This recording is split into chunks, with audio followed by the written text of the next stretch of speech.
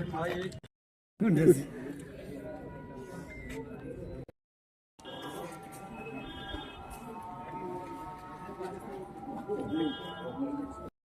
शर्मा, बुखार मंडल प्रेसिडेंट मेंढर।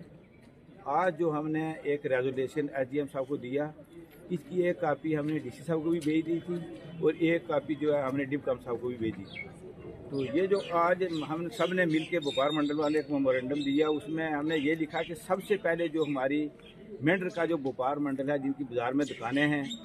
वो अगर बाई चांस आधा घंटा भी बारिश हो तो आधे घंटे में इतना पानी मेंढर में आ जाता है कि जो हमारे गरीब दुकानदार हैं उन दुकानदारों के अंदर पानी चला जाता है और उनका जो लाखों का माल है वो ज़या हो जाता है, ख़त्म हो जाता है। तो वो एक हमने वो पॉइंट लिखा था। और दूसरा पॉइंट हमने ये लिखा था कि एक जो पहले आज के पहले को तकरीबन 4 साल 5 साल पहले स्ट्रीट लाइटें मेंढर में लगाई गई थी, वो स्ट्रीट लाइटें बिल्कुल ख़राब हैं, कोई भी जो है काम इस वक्त नहीं कर रही है। तो वो एक हमने पॉइंट लिखा था। तो वो उसके लिए जो नई स्ट्रीट लाइटें हैं वो भी हमने आज जो है उस मेमोरेंडम में दिया है। उसके लिए हमने जावेद राणा साहब को भी एक लेटर लिखा, उसके साथ भी हमारी एक मीटिंग हुई थी। उन्होंने भी कहा, जावेद राणा साहब ने, कि भाई जो मेंढर में स्ट्रीट लाइटें लगानी है, ये मेंढर को जैसे चांदनी चौक है ऐसे मैं जगमग कर दूंगा, 2 महीने का मुझे 2 महीने के अंदर अंदर करवा दूंगा। और तीसरा हमारा पॉइंट ये था कि जो बाज़ार से कचरा कूड़ा उठाते हैं, ये दरिया में जाके डालते, वो एक ने गड्ढा निकाला हुआ था पंचायत वालों ने, वो भर गया है। तो वो भी लिखा है कि वो जो गड्ढा है वो कहीं सिटी से बाहर निकाला जाए, क्योंकि उसकी जो पूरी स्मेल है वो सिटी में आती है। तो वो भी एसडीएम साहब ने मान लिया कि ठीक है, ये भी जो है हम गड्ढा जो है बाहर निकालेंगे। इसका जो हमारी बात, इसके ऊपर एक मीटिंग भी हुई है, तो वो भी हम कर देंगे। और चौथी जो सबसे मेन बात हमारी ये थी कि अगर जो फूड एंड सप्लाई वाले हैं उनका जो अगर राशन देते हैं, वो सुरनकोट भी राशन मिलता है, आटा मिलता है, पूंछ भी आटा मिलता है, बालाकोट में भी आटा मिलता है, लेकिन एक हमारी तहसील मेंढर है जो हमारा टोन है, इस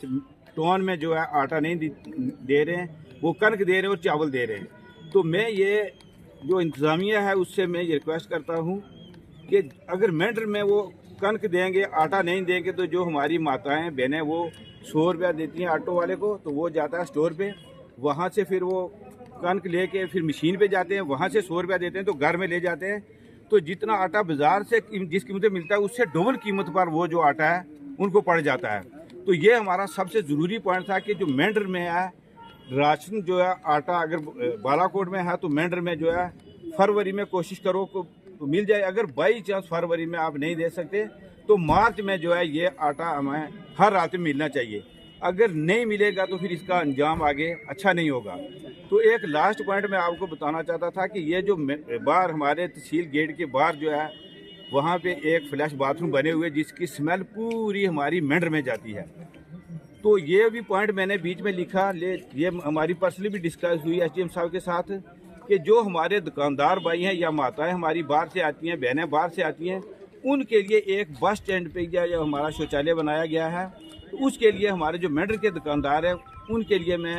प्रार्थना करता हूँ, रिक्वेस्ट करता हूँ इंतज़ामिया से कि यहाँ मेंढर में प्रॉपर में तहसील के अंदर ही या कहीं और जगह दे के एक अच्छा सा जो है टॉयलेट बाथरूम कम्प्लेक्स